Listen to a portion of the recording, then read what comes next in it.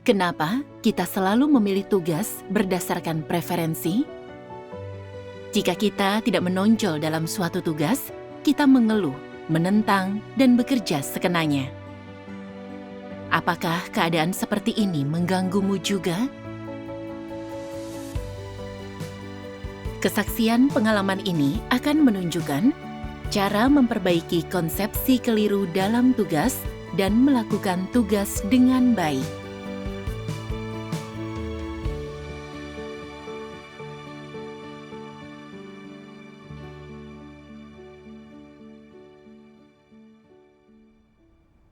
September 2020, aku menerima pekerjaan Tuhan Yang Maha Kuasa. Setelah itu, aku sering ikut pertemuan dan bertanya yang belum jelas kepada jemaat lain. Aku juga aktif bersekutu tentang firman Tuhan dan mendorong orang lain bersekutu juga. Suatu kali, pemimpin kelompok bilang, "Persekutuanmu dan pemahamanmu sangat baik. Apa kau bersedia mengadakan pertemuan?" Aku sulit mempercayainya. Aku mengadakan pertemuan. Aku sudah lama menantikan ini. Saat beriman, aku selalu iri kepada pengkhotbah. Aku bahkan ingin menjadi pendeta, agar kelak bisa berdiri di mimbar dan menyampaikan khotbah seperti mereka, agar dikagumi orang. Sulit dipercaya mimpiku akhirnya terwujud. Hanya aku di antara jemaat lain yang dipilih sebagai tuan rumah. Dan aku merasa lebih baik dari yang lain. Aku merasa beruntung dan menyanggupi tanpa ragu.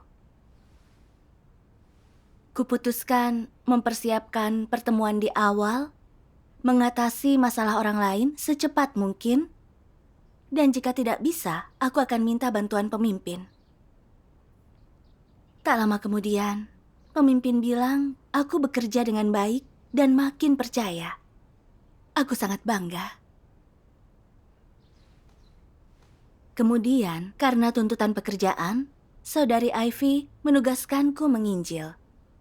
Tanggung jawabku mengundang orang mendengarkan khotbah.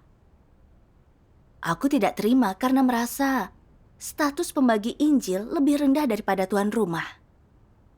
Tuan rumah dianggap pemimpin. Aku bisa memimpin dan menonjolkan diri.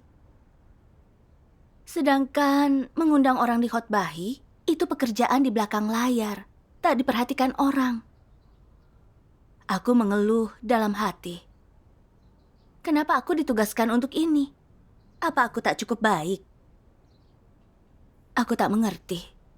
Aku mengembangkan bias terhadap pemimpin, percaya dia meremehkanku. Dia bersekutu tentang menginjil adalah amanat Tuhan dan harus dilakukan semua orang. Barulah aku dengan enggan tunduk. Tapi hatiku tidak senang saat menginjil dan ingin menjadi tuan rumah lagi. Aku berpikir menginjil bukan pekerjaan yang tepat untukku. Dan aku bisa lebih andal sebagai tuan rumah. Pemimpin membuat penugasan menurut tuntutan pekerjaan. Kalau tidak mau menginjil, hanya mau menjadi tuan rumah, artinya kau pilih-pilih tugas dan tidak tunduk. Jadi, apa kau sadar kalau kondisimu buruk? Tidak. Saat itu aku hanya ingin mengadakan pertemuan. Namun tak disangka, suatu hari pemimpin tinggi memberitahuku, "Aku punya kabar baik, kau terpilih sebagai pemimpin gereja." Aku pun merasa terkejut. Aku belum mengerti kebenaran bagaimana bisa mengemban peran sepenting itu.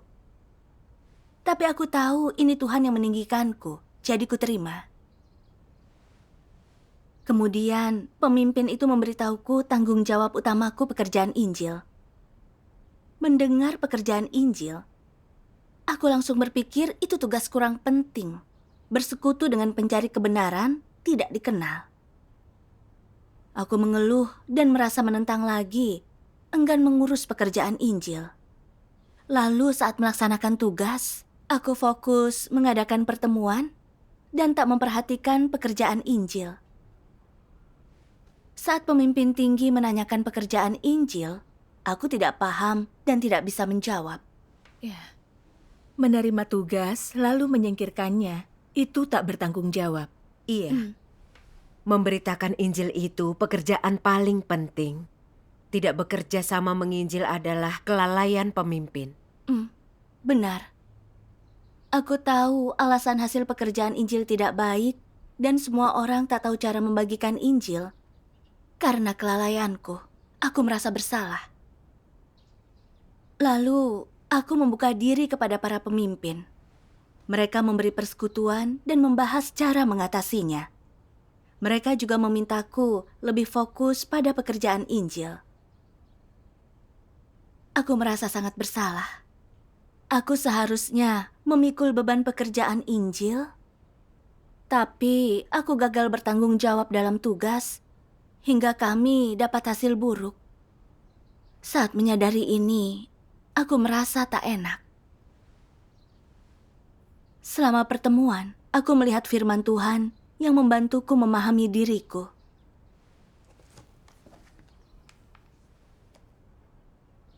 Bagaimana seharusnya sikapmu terhadap tugasmu yang sesuai kehendak Tuhan? Pertama, kau tidak boleh memeriksa siapa yang mengatur tugas itu oleh tingkat kepemimpinan mana. Terimalah dari Tuhan. Jangan dianalisis, terima tugas ini. Ini syaratnya. Selain itu, apapun tugasmu, jangan membedakan tugas tinggi dan rendah. Misalkan kau berkata, meski tugas ini amanat dari Tuhan dan pekerjaan rumah Tuhan, jika aku melakukannya, orang mungkin akan meremehkanku. Tugas orang lain membuat mereka menonjol. Aku diberi tugas yang membuatku berupaya di balik layar. Ini tidak adil. Aku tak akan melaksanakannya. Tugasku harus membuatku menonjol, membuat namaku menjadi terkenal, dan meskipun tidak, aku harus mendapat manfaat dan merasakan kenyamanan daging. Apakah ini sikap yang bisa diterima? Bersikap pilih-pilih artinya tidak menerima apa yang berasal dari Tuhan. Kau membuat pilihan sesuai preferensimu. Ini artinya kau menolak tugas. Ini wujud pemberontakanmu. Sikap yang seperti itu dicemari preferensi pribadimu. Saat kau pikirkan keuntungan, reputasi, dan sebagainya, sikapmu terhadap tugasmu bukanlah penundukan. Sikap apa yang seharusnya kau miliki terhadap tugasmu? Pertama, jangan menganalisis atau memikirkan siapa yang menugaskan. Harus kau terima dari Tuhan sebagai tugas yang dipercayakan kepadamu. Taatilah pengaturan Tuhan dan terima tugas itu dari Tuhan. Kedua, jangan menggolongkan tinggi rendah atau memikirkan sifatnya, entah itu membuatmu menonjol atau dilakukan di depan umum atau di balik layar. Jangan pikirkan. Ada juga sikap lainnya, ketaatan dan kerja sama aktif. Amin. Amin. Amin. Setelah membaca firman Tuhan, aku sadar tak ada tugas yang kurang atau lebih penting. Di mata Tuhan, apapun pekerjaan di gereja, kita memenuhi tugas makhluk ciptaan. Jangan membeda-bedakan tugas atau melihatnya datang dari manusia.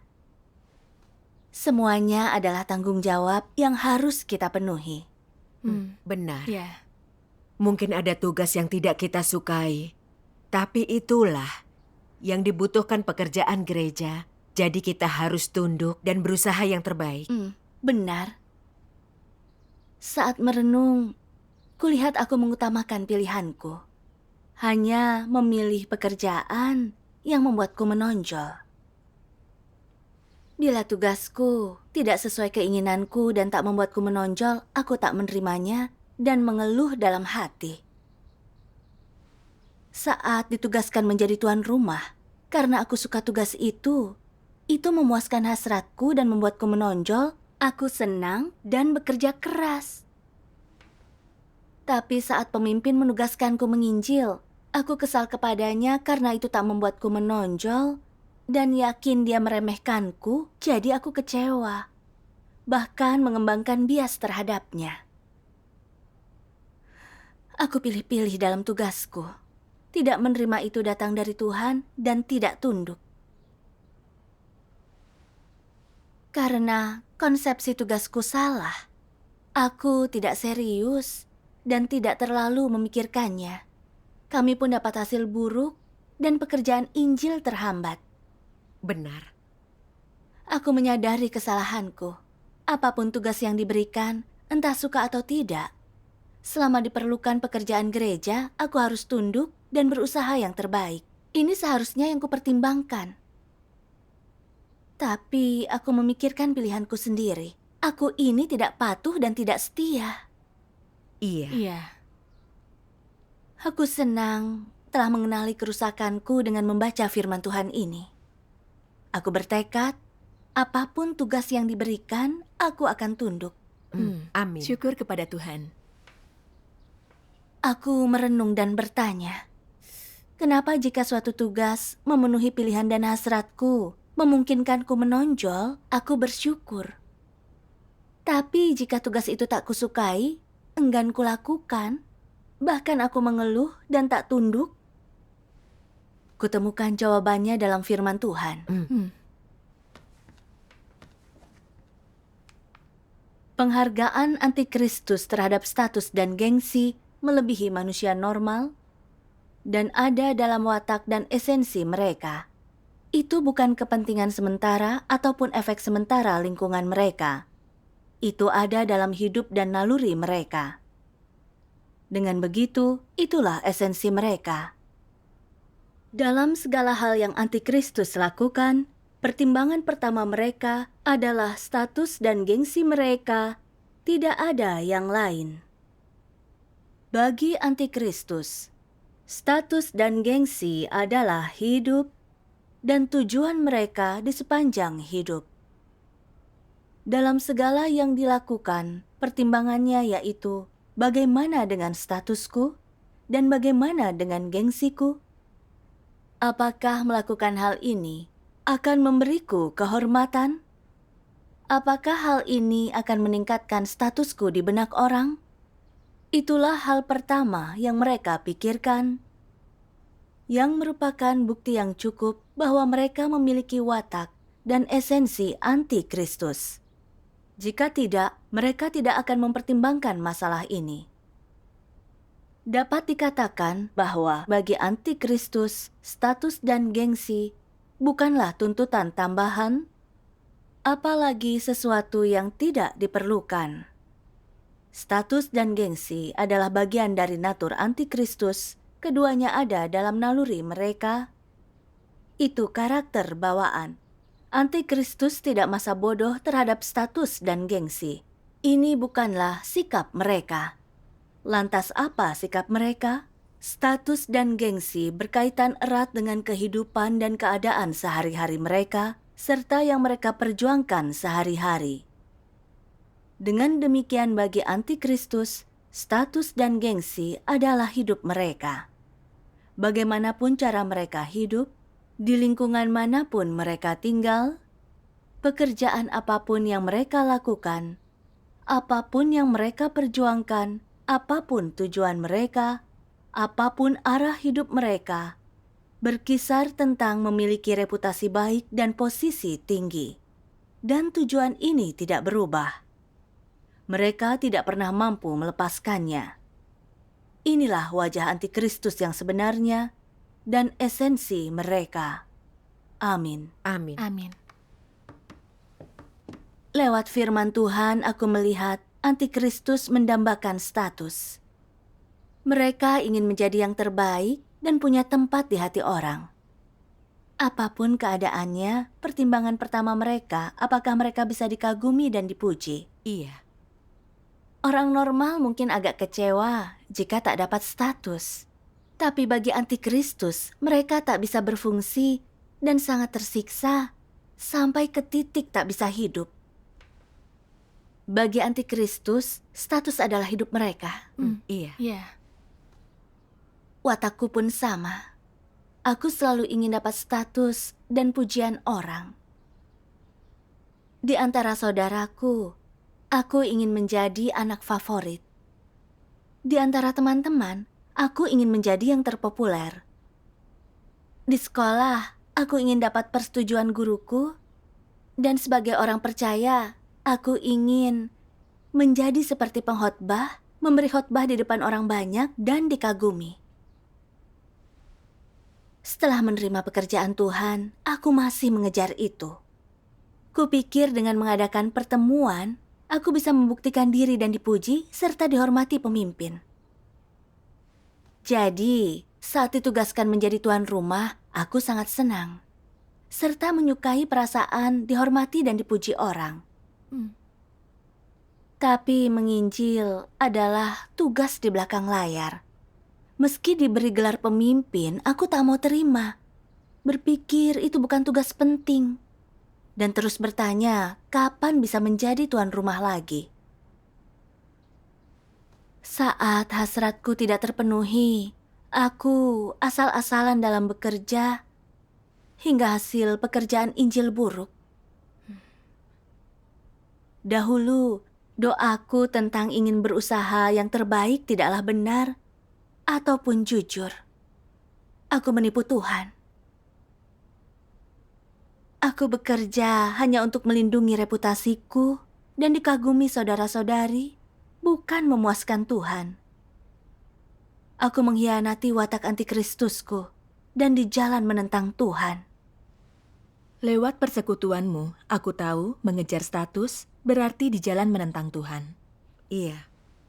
Pantas Tuhan benci orang mengejar status. Itu jalan yang buruk. Benar. Menyadari ini, aku sangat takut.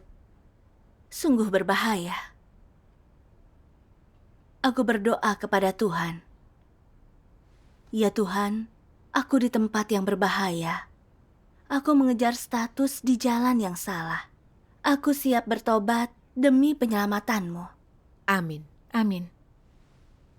Ku baca firman Tuhan di suatu pertemuan yang memperbaiki persepsiku tentang pekerjaan Injil.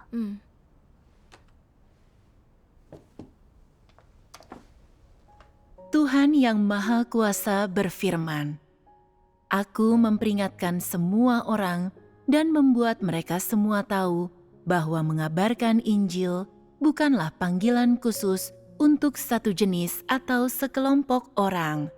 Itu adalah panggilan untuk setiap orang yang mengikut Tuhan. Mengapa aku harus membuat orang memahami aspek kebenaran ini? Dan mengapa mereka perlu mengetahui hal ini? Karena mengabarkan Injil adalah tugas dan panggilan yang harus diterima oleh setiap makhluk ciptaan dan setiap pengikut Tuhan, baik tua maupun muda, laki-laki atau perempuan. Jika tugas ini diberikan kepadamu dan tugas ini mengharuskanmu mengorbankan dirimu, membayar harga, dan bahkan menyerahkan nyawamu, apa yang harus kau lakukan? Engkau harus menerimanya karena engkau berkewajiban untuk melakukannya. Ini adalah kebenaran dan inilah yang harus kau pahami. Ini bukanlah doktrin sederhana. Ini adalah kebenaran. Dan apa yang membuatnya menjadi kebenaran? Karena bagaimanapun waktu berlalu, atau bagaimanapun zaman berubah, atau bagaimanapun geografi dan ruang berubah, mengabarkan Injil dan memberi kesaksian tentang Tuhan selamanya merupakan hal yang positif. Makna dan nilai pengabaran Injil tidak berubah. Mengabarkan Injil tidak berubah dengan berlalunya waktu atau dengan lokasi geografis. Itu ada untuk selama-lamanya, dan itulah yang harus diterima dan dilakukan semua makhluk ciptaan. Ini adalah kebenaran kekal. Ada orang-orang yang berkata, "Tugasku saat ini bukanlah mengabarkan Injil." Meskipun demikian, kebenaran tentang pengabaran Injil adalah sesuatu yang harus orang pahami. Karena ini adalah kebenaran dalam alam penglihatan, Semua orang yang percaya kepada Tuhan harus memahaminya. Ini adalah hal yang menjadi sumber iman orang kepada Tuhan, dan ini bermanfaat bagi jalan masuk kehidupan orang. Selain itu, apapun tugasmu, engkau akan berhubungan dengan orang tidak percaya. Jadi engkau memiliki tanggung jawab untuk mengabarkan Injil. Setelah engkau memahami kebenaran tentang mengabarkan Injil, engkau akan tahu di dalam hatimu bahwa memberitakan pekerjaan baru Tuhan dan memberitakan Injil pekerjaannya untuk menyelamatkan manusia adalah panggilanku. Kapanpun dan dimanapun, apapun kedudukanku atau peranku, atau tugas yang sedang kulakukan saat ini, aku memiliki kewajiban untuk pergi dan mengabarkan kabar baik tentang pekerjaan baru Tuhan. Adalah kewajibanku untuk mengabarkannya setiap kali aku memiliki kesempatan atau waktu luang. Apakah pemikiran ini yang sekarang ada di benak kebanyakan orang? Tidak. Apa yang kebanyakan orang pikirkan? Saat ini, aku memiliki tugas yang tetap.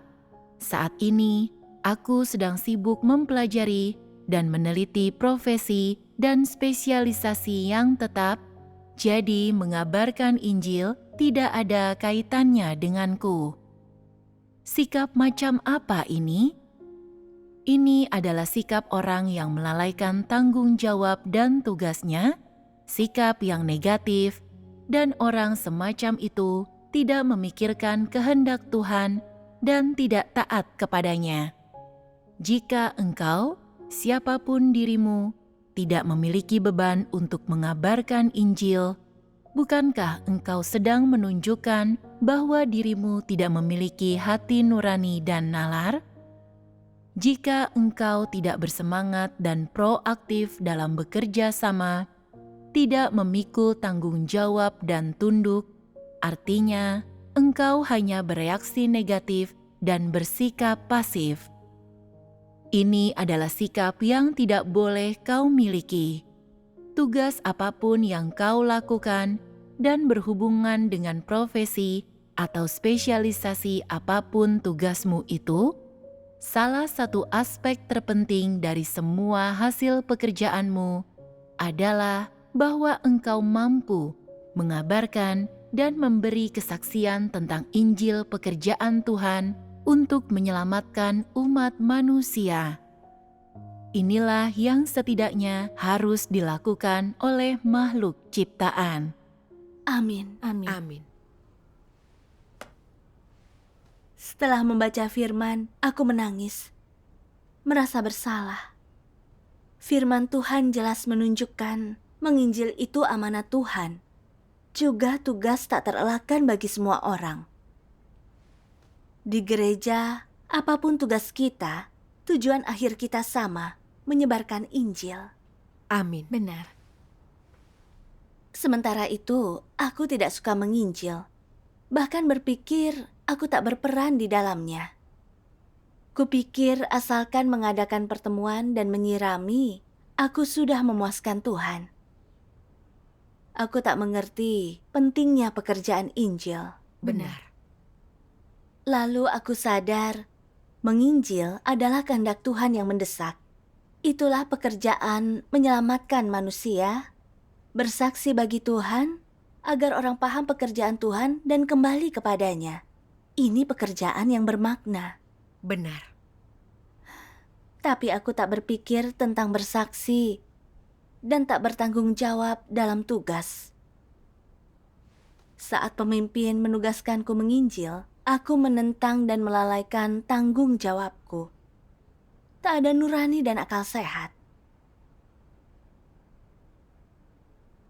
Jika tak ada yang mengundangku mendengarkan khotbah, menginjil dan bersaksi, aku tak akan mendengar suara Tuhan dan menerima pekerjaan Tuhan yang Maha Kuasa. Iya. Benar.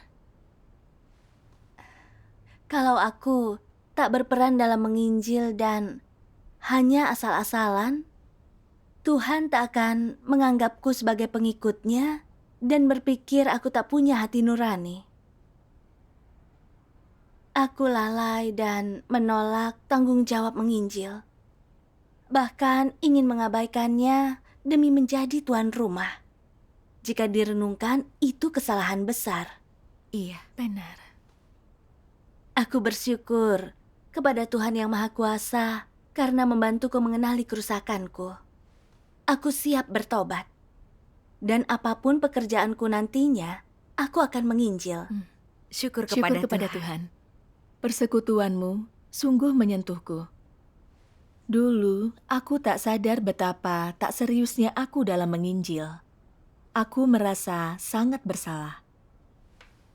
Menginjil dan menyelamatkan orang itu penting, tapi aku tak bertanggung jawab dan sembrono dengan kehidupan orang. Aku tak punya hati nurani. Kelak, aku harus menginjil sebaik mungkin. Syukur kepada Tuhan. Setelah itu, aku mulai fokus menginjil. Aku tak punya banyak pengalaman, dan bersekutu dengan berbagai orang sulit bagiku. Mereka mungkin menolakku, atau aku mungkin mengalami berbagai kesulitan, tapi aku tak boleh berhenti. Benar. Iya. Aku ingat firman Tuhan. Tugas apapun yang kau lakukan dan berhubungan dengan profesi apapun, satu aspek terpenting dari hasil pekerjaanmu adalah engkau bersaksi tentang Injil pekerjaan Tuhan untuk menyelamatkan manusia.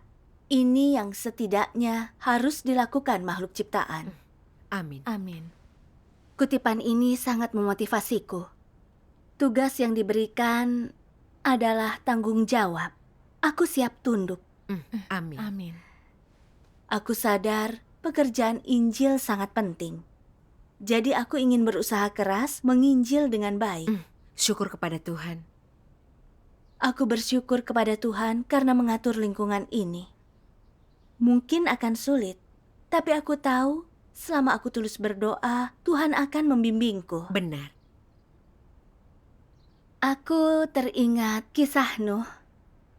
Nuh tidak ragu saat mendengar firman dan tak memikirkan kepentingannya. Dia hanya ingin memuaskan Tuhan dan membangun bahtera sesuai perintah Tuhan. Juga berusaha keras menginjil. Pengalaman Nuh itu sangat memotivasi. Aku ingin seperti Nuh, bekerja baik dan taat pengaturan Tuhan. Syukur kepada Amin. Tuhan. Syukur kepada Tuhan. Aku tahu cara memperlakukan pewartaan Injil dan melakukan tugasku. Aku melepaskan hasratku akan status. Semua ini penyelamatan Tuhan. Benar. Iya. Syukur kepada Tuhan Yang Maha Kuasa. Syukur Syukur kepada kepada Tuhan. Tuhan.